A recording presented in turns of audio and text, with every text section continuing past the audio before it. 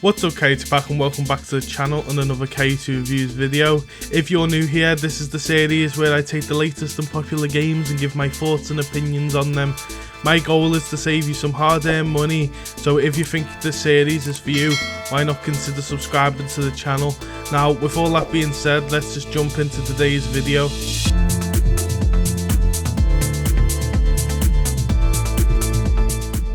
It Takes Two is a platform and action-adventure game from the developers of Hazelight Studios. Now, you might recognise these guys from the games that they've done in the past, like Brothers: A Tale of Two Sons and A Way Out, which were both brilliant games, so I was very excited to get my hands on this. I do want to mention, guys, that this is a co-op only game and is published by EA, so that might turn a lot of players off, but I assure you that there's no microtransactions at the time of this review going live. Now, before we start talking about story, I just want to mention a very big feature, which is the Friends Pass. Now, the Friends Pass is basically where a friend plays for free. Now, one person does have to own the game. Whoever owns the game is basically the host. So if you don't own the game, you can't host the game, unfortunately, but I don't think that's a really big setback anyway. Now, the way this works is you download the Friends Pass if you haven't got the game, and basically that's like downloading the game, and as soon as you load it up, you can't click like new game or not, and you've just got to join your friend's lobby, so you can play the whole game for free. So I think this is a very big feature, and you know, especially for the co-op only game, they couldn't have had something better than this. Now, I hope they implement this in more games in the future if they do make more. But going back to when I first seen this Friends Pass, especially with it being EA, I thought there was going to be a catch. Now, there's no catch here. You basically played the game for free, but you obviously can't play it without that friend who owns the game. Now, at the price, I thought they were going to overcharge this, but they haven't. It's £35, and I think that you will get your money's worth. Now, I explain how you get your money's worth in this whole video, so make sure to watch to the end. But that all being said, let's just jump straight into the story.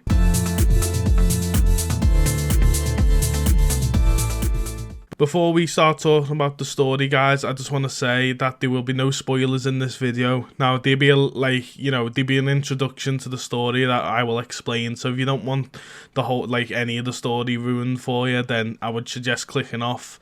But literally, I'm only explaining the first, not even quarter of the game, or even 10% of the game. So it's just like an introduction to see if you will like the story. But you can also skip to the gameplay aspect, which I will include on screen now. With all that being said, how does the story work in this game? The story is a simple one, guys, but a fun one nonetheless. Basically, the game starts off as you see a family breakdown happening. The two parents who you play as are Cody and May, and they are constantly fighting and even about to file a divorce. They have a daughter called Rose that witnesses them fighting all the time, and she even starts to blame herself. Now, as Rose witnesses her parents fighting, she creates this imaginary world, and she has a love book called Dr. Hakim. What is that? I'm Dr. Hakim, worldwide bestseller and an expert on love. Basically, his role is to help Cody and May get back together and fix their marriage, basically. Long story short, guys, Rose creates these dolls that resemble May and Cody, and she starts to cry on the dolls and beg the book to help them become friends again. Her words, not mine. Now, Cody and May, as soon as these tears hit the doll, are zapped into the dolls, and they have to work together to get back to normal life. And as time goes on, Dr. Hakim keeps messing with them and screwing them over, but eventually teaches them how to work together. Now, I won't say any more to avoid spoilers, but as you see, the story isn't anything groundbreaking, but combined with the gameplay, you really start to feel for May and Cody. It kind of mixes Honey, I Shrunk the Kids with some really fun gameplay elements. Every character is so well designed here, especially the book Dr. Hakim. Everyone you meet along the way will have you laughing all the way through. Take the squirrels, for example. As you're trying to get home, you stumble across a war between the wasps and the squirrels. To progress forward, you need to end the war. This is one of many great storylines in the game. It's worth noting that the game comes in at around 12 to 14 hours, depending on how long you play the mini games. Now, talking about the mini games, guys, let's just jump straight into gameplay.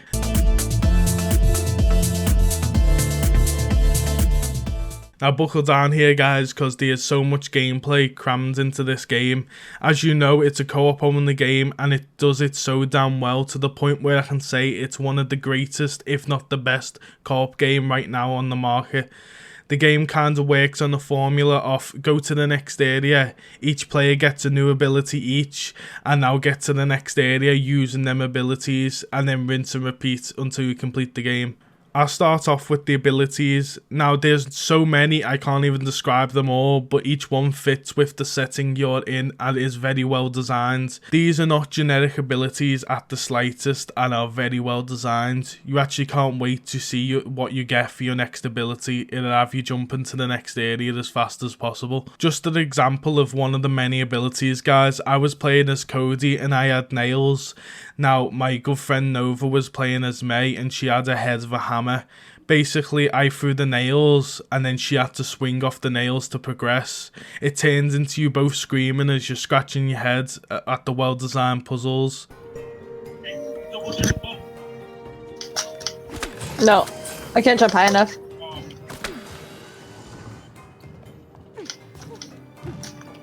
No!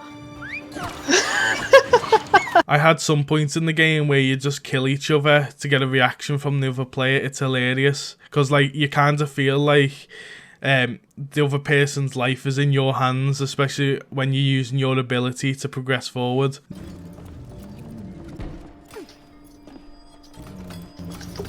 Don't squish me! Next, I want to talk about level design, as it's a masterpiece here, guys. Every chapter feels unique, sticking to the same formula. Some maps are crazy trippy. No. Where am I? Some maps are mind-boggling. Oh, what's this now? A ghost whale? The fuck's going on? Oh, it's a catfish. And all of them are just great fun and well designed, especially with the abilities. Now the abilities combine with these maps and are perfect for the setting. Like each map you go on and there's a crazy amount, you get 2 new abilities each time. Like sometimes you even get more than 2. But these abilities and maps just combine to make something amazing. I can't pinpoint each one of these maps, guys, because there's so many. But I can say it never gets boring. And each wheel feels like it's packed with crazy characters. You just feel like the house has so much more to offer. Like it's bursting with life. Take the ice level, for example, guys. We had to work together to melt the ice by ringing bells. And as you ring each bell, it unfreezes the map, so the city starts to feel more alive as you do it. Now, when you unfreeze the map, these characters come alive, like I said, but there's so many awesome characters to find and even play with. Like, there isn't any side missions per se, but there's a lot of side activities that'll keep you entertained for a long ass time. I just found myself exploring the ice world. Like, I'm just using this one as an example, so I don't ruin anything for you guys. But this ice world alone, we uncovered the ice, and then a Ferris wheel started coming alive. And you could use your magnet power to speed up the Ferris wheel. Now, it's something stupid and it's something that you randomly stumble across. But you find yourself getting distracted by a lot of this stuff, and the world feels engaging, and I love that. Like, there's snowballs everywhere where you can throw it at the characters or even have a snowball fight. But I do want to get onto mini games while we're on the topic. Now, these mini-games you find on each level, and you usually notice where mini-games are due to the tambourine that floats above them. Now, this tambourine is very noticeable. You will definitely notice when there's a mini-game, but if you're speedrunning through the level, or if you just want to try and complete the game, you might miss a couple of these, but there's so many. You will have yourself of playing at least 10. Now, there's 25 in total. But these mini games are so competitive. It even tracks your score, which I found is amazing. And you can literally spend hours on these and even forgetting about the main storyline. You'll be just going like, oh, just one more go after it, one more go, and one more go basically turns into like 20 more goes. Now, I can't explain each mini game, but I just like say a couple, and I want you guys, if you have this game, just go out and experience the mini games. Now, like the one that stood out to me the most was the chess. Like, this is a full game of chess, like a full blown game of chess. Like, you could spend hours on that. That can be a game alone. There's volleyball. There's beach ball, I remember, in the snow. There's even, like, skating races. There's even a snail race. But that's, like I'd include some clips of these in the video. But there's so many to do and explore. It'll have you, like, entertained for hours, even long after you complete the game.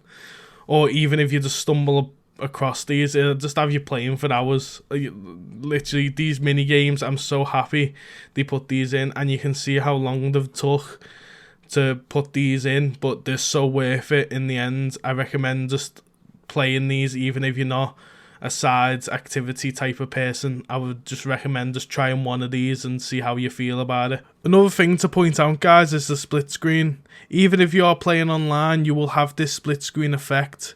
At first, I found this very annoying, but you will soon realise it's so useful to see other players' screens.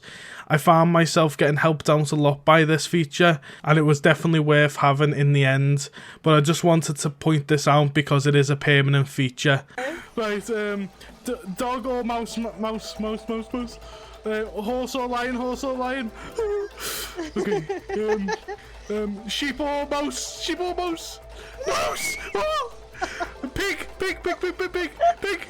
Frog!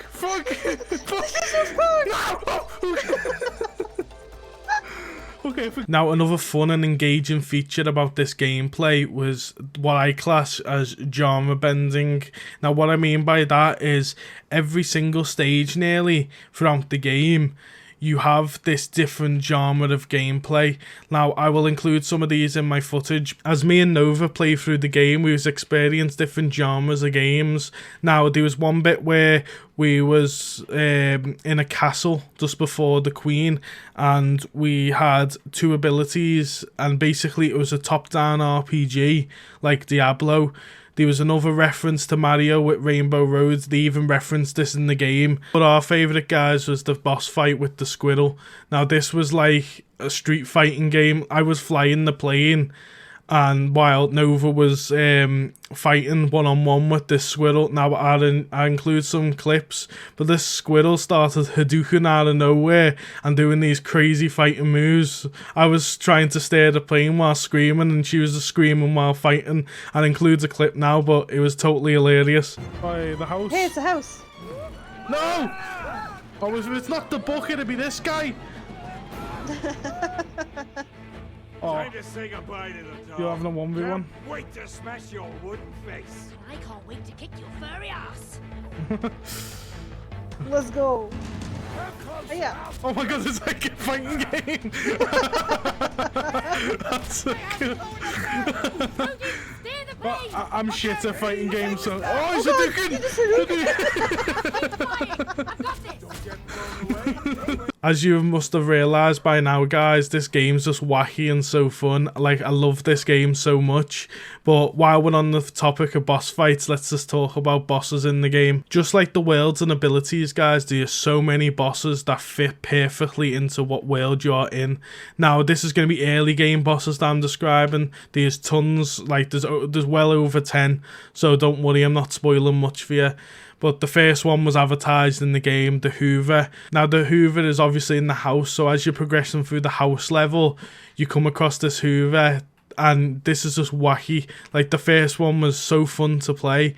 Like, he's got some mad attacks. Each boss has just, like, 3 different attacks plus, and they are hard to dodge. Now, another boss I want to add is the toolbox. Now, this was one of the funnest bosses I've ever had in any video game. Like, there was so many attacks. You have 3 different attacks. Then, as you progress the boss fight, he gets harder and harder. And obviously, being in a toolbox, we're basically in a shed, and we're on a pallet of wood. Now, I'll include some gameplay here, but basically, he's sawing away at the wood while we're trying to dodge him at the same time, and you ended up, like, on no wood whatsoever, like, literally the littlest block, and we're just screaming, jumping over these. And it was so hard. It took about, like, it must have took like 15 minutes to beat. But it was definitely one of the hardest bosses in the game. But all the bosses are so well designed and thought out. So I had to give a little praise there. But all in all, guys, gameplay is perfect and a great mix of everything. Anyone can play this, and it's perfect to experience with a friend, or even if you want to introduce your partner or family member to gaming. It's truly perfect for that. It can be challenging at points if you like a challenge, but it is really easy to pick up and play. Obviously, I haven't talked about everything as we will be here for literally hours because there's so much to do. I also don't want to ruin your experience if you was to pick up this game. All I can say, guys, is if you like the look of one world that I've shown off here, you'll like the whole game because it sticks to the same formula. With all that being said, guys, let's just jump straight into the final verdict.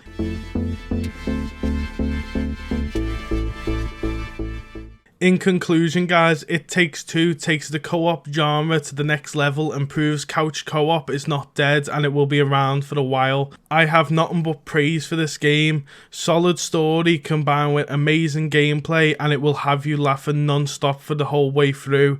That's why I'm going to give this game a second 10 out of 10 on the channel, as it's definitely the best co-op game I've played to date. I recommend this game to absolutely anyone, especially if one player can play for free. 2021 is looking to be a great year for gaming, and I hope Hazelight Studios keep making these amazing co-op games like this, and I'm definitely excited to see what games they make in the future. Wow. Where are we shooting it?